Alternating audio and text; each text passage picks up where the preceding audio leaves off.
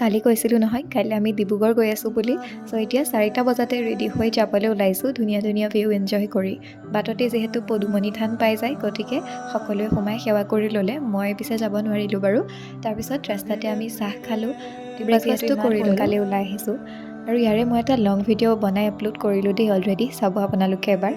কৈ দিছোঁ যিহেতু মই লং ভিডিঅ' নবনাওঁ, গতিকে নটিফিকেশ্যন নাপাব পাৰে, এবাৰ গৈ চেক কৰিব। আৰু এই গোটেই টিমটো খুবেই এনাৰ্জেটিক দেই, গোটেই ৰাস্তাটো বিৰাট এনজয় কৰিছে, খুব ফূৰ্তি কৰিব পাৰে সকলোৱে। আৰু আমি গৈ পেলাই ৰেডিঅ' চেণ্টাৰ পালোঁগৈ, আমাৰ ড্ৰামা ৰেকৰ্ডিং আছিলে যিহেতু। লং ভিডিঅ'টো এবাৰ চাব, তাতে আপোনালোকে গোটেইখিনি ভালকৈ গম পাই যাব।